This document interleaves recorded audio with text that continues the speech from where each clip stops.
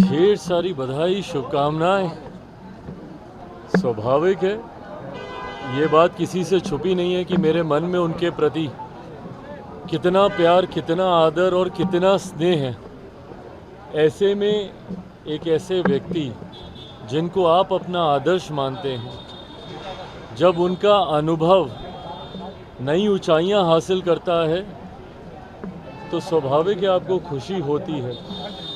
मैंने मेरे नेता, मेरे पिता आदरणीय रामविलास पासवान जी के बाद किसी को राजनीतिक क्षेत्र में अपने आदर्श माना, जिनके कार्यों से मैंने सीख ली, जिनकी कार्यशैली को मैंने अपनाने का प्रयास किया, वो मेरे प्रधानमंत्री नरेंद्र मोदी जी ही हैं।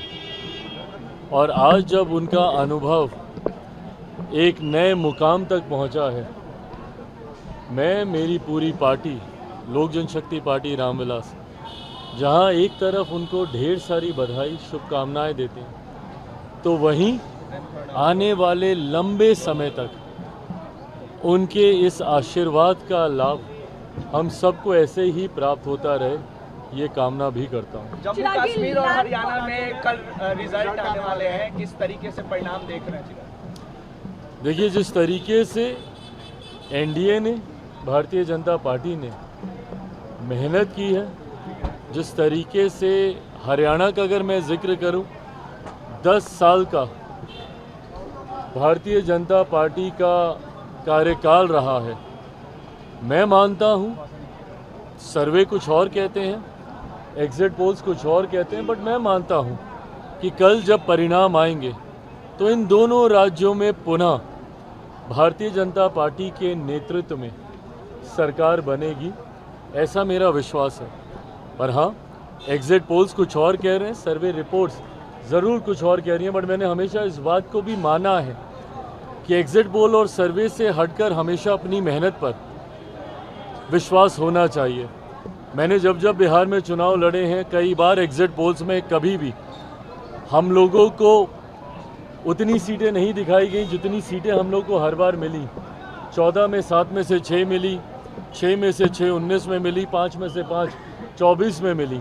पर कई बार कई एग्जिट पोल ने ये अनुमान नहीं लगाया था, उसके बावजूद भी हम लोग का ये परिणाम रहा। तो ऐसे में मैं मानता हूँ कि कल जब परिणाम आएंगे तो वो ज़रूर एनडीए के पक्ष में ही होंगे। झारखंड विधानसभा में आप मामले में लालू प्रसाद यादव समेत 9 लोगों को जमानत मिल गई है। अच्छी बात है, और जैसा मैंने कहा है कि न्याय प्रणाली पे हमेशा भरोसा होना चाहिए। कई बार जब ये आरोप प्रत्यारोप लगाए जाते हैं कि पॉलिटिकली मोटिवेटेड है, गलत तरीके से आरोप लगाया गया, उस वक्त मैंने हमेशा यही कहा कि अगर आप सही हैं और आपने कुछ गलत नहीं किया, गुनाह नहीं किया, तो आपको डरने, आपको घबराने की ज़रूरत नहीं है। और मुझे लगता है उसी का उदाहरण आज देखने को मिला है। हर वो लोग जो कि कहीं ना कहीं मौजूदा केंद्र सरकार पे सिर्फ उंगली उठाने का काम करते हैं कि राजनीतिक द्वेष से या राजनीतिक भावना से इस तरीके की कार्रवाई उनके ऊपर की जा रही है। अगर आप सही हैं तो परिणाम आपके पक्ष में आएंगे, दोषी हैं तो सज़ा भी आप ही को भुगतनी पड़ेगी। बंगला पे सियासत हो रहा है, तेजस्वी यादव ने जिस तरीके से बंगला खाली किया, कहा जा ये सब चिराग पासवान 25 का गवाह लेना है, और 25 के चुनाव के लिए आप लोग कितने तैयार हैं? पूरी तरीके से तैयार है। लोक जनशक्ति पार्टी रामविलास पूरी मजबूती से बिहार विधानसभा के चुनाव के लिए तैयार है। आगामी 28 नवंबर को पटना के गांधी मैदान में लोक जनशक्ति पार्टी रामविलास एक बड़ी रैली भी आयोजित करने जा रही है। बिहार फर्स्ट, बिहारी फर्स्ट की सोच के साथ पार्टी ने आज से लगभग 4 साल पहले शुरुआत की थी। उस मिशन को अंजाम तक लेकर जाने के लिए 25 का विधानसभा का चुनाव एक महत्वपूर्ण पड़ाव है, और उस पड़ाव को सफलतापूर्वक पार करना हम लोग का लक्ष्य है, उद्देश्य है। कल, बीते हुए कल में मेरी केंद्रीय गृह मंत्री आदरणीय अमित शाह जी से मुलाकात हुई, जिसमें इस विषय पर भी हम लोगों ने चर्चा की। बहुत सकारात्मक मोड़ पर हम लोगों की चर्चाएं हैं, और मैं मानता हूं कि बहुत खूबसूरत तरीके से आने वाले विधानसभा चुनाव में एनडीए में सीट बंटवारा, सीट चयन, ये तमाम चीज़ें हो जाएंगी। आगामी 28 नवंबर को जब पटना के गांधी मैदान में हम लोग ये रैली करेंगे तो वहाँ से औपचारिक चुनाव का आगाज़ भी लोक जनशक्ति पार्टी रामविलास के द्वारा किया जाएगा। फिलहाल कल मेरे नेता, मेरे पिता आदरणीय रामविलास पासवान जी की पुण्यतिथि है। कल 4 साल हो जाएंगे उनको हम लोगों को छोड़कर गए हुए। ऐसे में आज पूरे परिवार के साथ हम लोग आए हैं।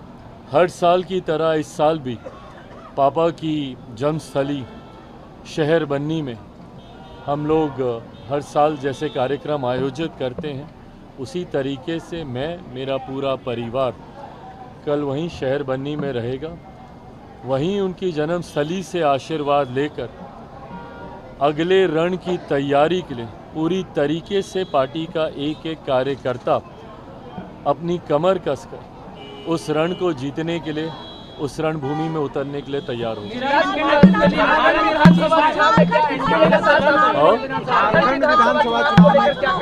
झारखंड विधानसभा के चुनाव को लेकर गठबंधन के साथ ही खास तौर पर भारतीय जनता पार्टी जो कि प्रमुख एनडीए का घटक दल है, उनसे बातचीत चल रही है। कल जैसा मैंने कहा, मेरी केंद्रीय गृह मंत्री आदरणीय अमित शाह जी से भी मुलाकात हुई है। झारखंड के प्रभारी आदरणीय हेमंता जी से भी, हमारी पार्टी के जमुई से सांसद और झारखंड के प्रभारी अरुण भारती जी की निरंतरता में चर्चाएं चल रही हैं। बहुत ज़्यादा सीटों की मांग हमारे दल की नहीं है।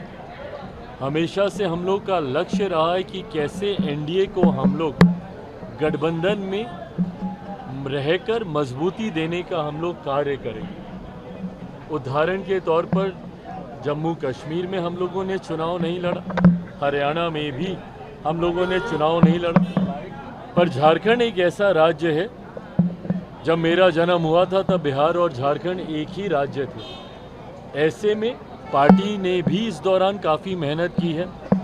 19 का चुनाव जब मेरे नेता, मेरे पिता आदरणीय रामविलास पासवान जी जीवित थे, किसी कारणवश उस वक्त गठबंधन नहीं बन पाया था, हम लोगों ने अकेले चुनाव लड़ा था। 14 में ज़रूर भाजपा के साथ एक सीट, शिकारी पारा की एक सीट थी, उस पर हम लोगों ने चुनाव लड़ा था। ऐसे में चाहते हैं कि 2014 में जैसी परिस्थितियां थी, उसी तरीके से गठबंधन के तहत अगर कोई संभावना बनती है, जो उम्मीद है मुझे बनेगी, सकारात्मक चर्चाएं चल रही हैं, ऐसा होता है तो हम लोग गठबंधन के तहत ही चुनाव लड़ेंगे। बहरहाल परिस्थिति स्पष्ट होने में कुछ समय और लगेगा। मुझे लगता है नोटिफिकेशन जब तक आता है, अधिसूचना, जो कि मैं मानता हूं 2-1 दिन में आनी चाहिए, अधिसूचना आते आते तक मैं मानता हूं कि स्थिति स्पष्ट हो जाएगी। उपचुनाव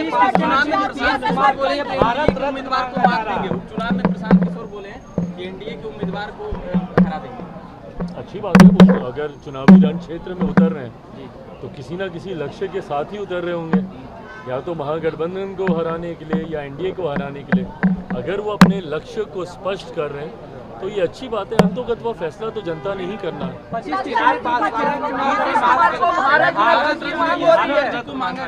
नीतीश कुमार को भारत रत्न देने की मांग हो रही है। अच्छी बात है, होनी भी चाहिए और उनको बिल्कुल मिलना भी चाहिए। देखिए, मुख्यमंत्री नीतीश कुमार जी का जो राजनीतिक अनुभव है, उसकी तुलना बहुत कम राजनीतिज्ञों से की जा सकती है।